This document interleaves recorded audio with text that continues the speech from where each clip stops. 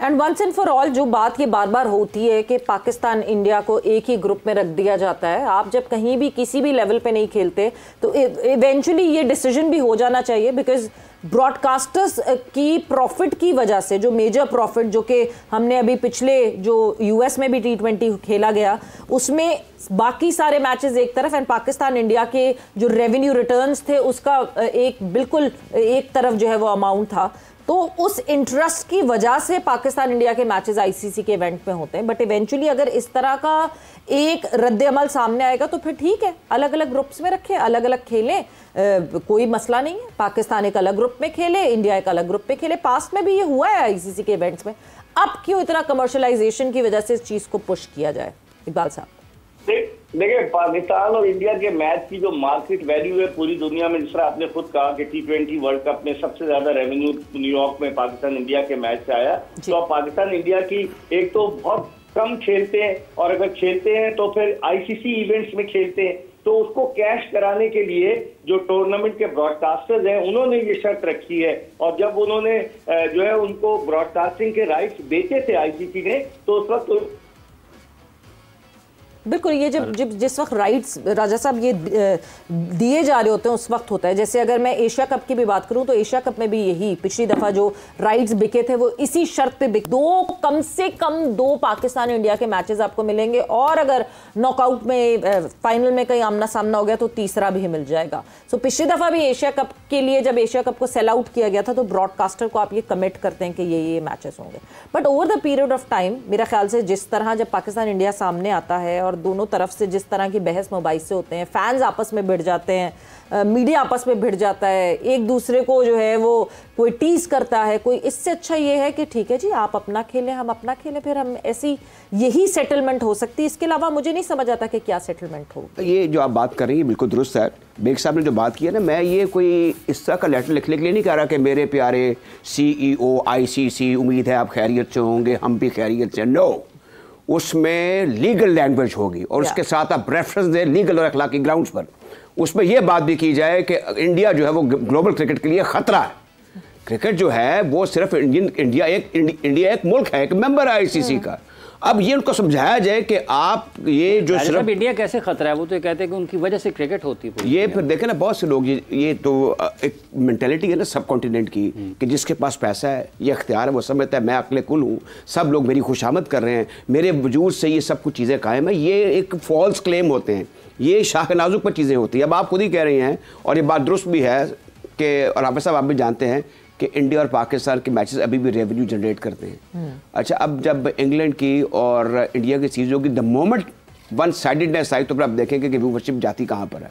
हमा वक्त आपकी टीम टॉप रैंकिंग नहीं रहती, चाहे वो ऑस्ट्रेलिया है, चाहे वो इंग्लैंड है, चाहे वो न्यूजीलैंड है, चाहे वो पाकिस्तान है, चाहे वो इंडिया है, बुरा वक्त भी आता है। ये अलग बात है कि 1.5 अरब की आबादी में वो एक टीम बना रहे हैं, उनको तो 4-5 टीमें बना लेनी चाहिए अब तक। दूसरी बात यह है कि एक तो तहरीरन चीज़ें होती हैं, एक होती है अमलन भी।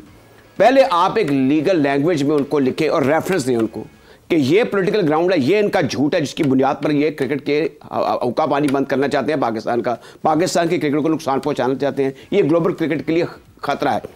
हमारे जो पाकिस्तान क्रिकेट बोर्ड के चेयरमैन थे अब्दुल हफीज कारदार, उनका ये आइडिया था सबसे पहले कि लाहौर में आईसीसी का दफ्तर होना चाहिए, क्योंकि ऑस्ट्रेलिया का लाहौर से और इंग्लैंड से डिस्टेंस ऑलमोस्ट वो एक पैरेललिटी बनती है। अच्छा, राय साहब कथा चाहूँगा, बेग साहब ने ज्वाइन किया दोबारा। बेग साहब, राजा साहब ये कह रहे हैं कि ये कोई मेरे प्यारे वाला खत नहीं लिखना चाहते चाहिए जो आपने अभी जिक्र किया।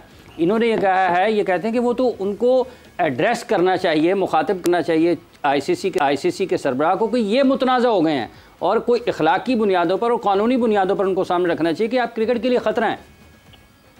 लेकिन इमरान, जब जय शाह ने नॉमिनेशन पेपर भरे थे, जब वो आईसीसी के चेयरमैन का इलेक्शन लड़ रहे थे, तो किसी ने, पाकिस्तान ने कोई उनकी मुखालफत की? किसी ने कोई मुखालफत नहीं की। वो तो अपनी लॉबी बनाकर आ गए। तो फिर हम किस मुंह से जाकर उनसे बात करेंगे कि जनाब अली आप कैसे आ गए? सवाल ये पैदा होता है कि पाकिस्तान। अच्छा बेग साहब, एक आपसे सवाल है, मैं आप इजाजत से सवाल कर सकता हूँ? एहसान मानी भी तो चेयरमैन रहे, जहीर अब्बास भी तो चेयरमैन रहे, क्या इंडिया में कभी किसी ने एतराज़ किया कि इन्होंने ये सारा पाकिस्तान जय शाह की बातें कर रहा है कि वहाँ बैठ के पाकिस्तान के लिए खतरा है? जब ये सेक्रेटरी थे इंडियन बीसीसीआई के, तब भी ये उल्टी सीधी बातें करते थे पाकिस्तान की क्रिकेट के हवाले से। अभी जो चैंपियंस ट्रॉफी का आपने देखा फाइनल, वहाँ पर उन्होंने हमारे जो सीईओ हैं उनको स्टेज पर नहीं आने दिया।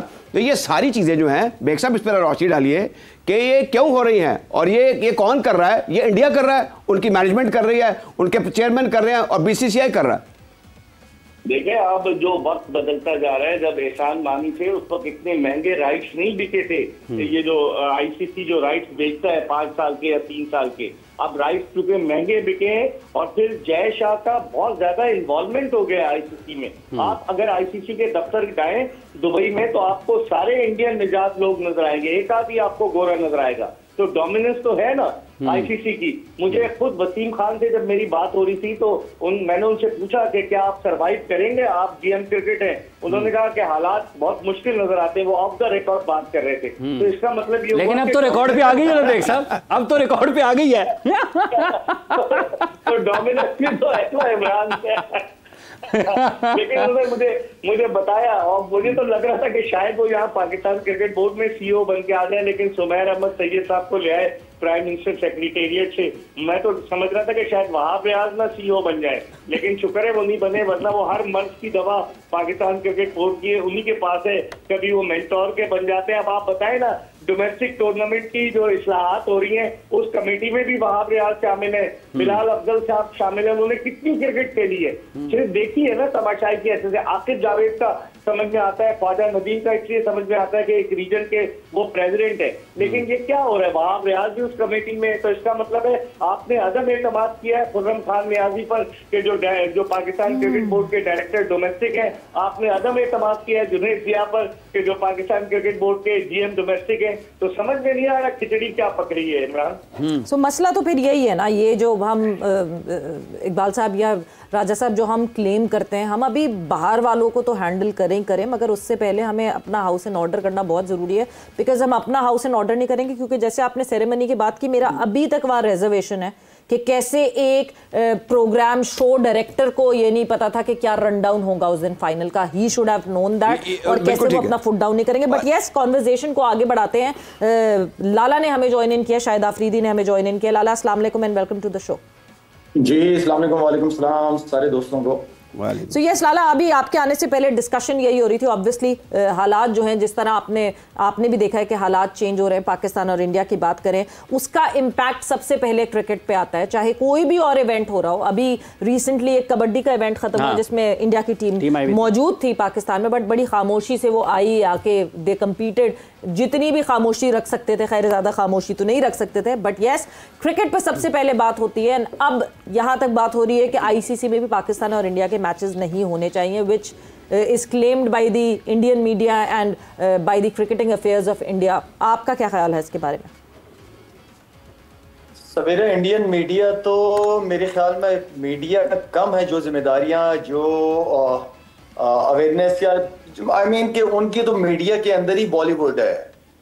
जो उनकी न्यूज़ें आप देखो तो हैरान रह जाओगे कि क्या बात है, जिंदा को मार देते हैं, मरे हुए जिंदा हो जाते हैं। आई डोंट नो कि जो ये 2 दिन से मैं चीजें देख रहा था और इंडियन कुछ चैनल्स को देखा, वो तो तोबा, मेरा मतलब है किस लाइन पे चल रहे हैं, समझ से बाहर है। खैर ये उनका रोल रहा है हमेशा से, और मैं समझता हूँ कि आपकी जितने भी टेंशंस रही है between Pakistan and India, I think sports diplomacy पे हमेशा मेरा बड़ा स्ट्रॉन्ग बिलीव रहा है। और इस चीज को कि आती आखिर में क्रिकेट के ऊपर ही या बाकी स्पोर्ट्स के ऊपर ही आती हैं चीजें हैं। तो आई डोंट नो कि किस तरफ जा रहे हैं। मैं भी इंतजार कर रहा हूँ नेक्स्ट जो है वो, क्योंकि वर्ल्ड कप भी इंडिया में होने जा रहा है।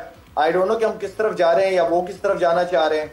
तो लेट्स सी, मैं तो इंतजार कर रहा हूँ, जरा वक्त का 2-3 महीने गुजरे, चीजें सामने क्लियर हो सारा कुछ। बिल्कुल जी, क्लैरिटी बहुत जरूरी है, स्टेबिलिटी बहुत जरूरी है। जब तक स्टेबिलिटी नहीं आएगी दोनों मुल्कों की रिलेशनशिप्स में, जो कि वक्तन स्टेबिलिटी अगर थोड़ी सी भी दिखती है तो वो इनस्टेबल हो जाती है।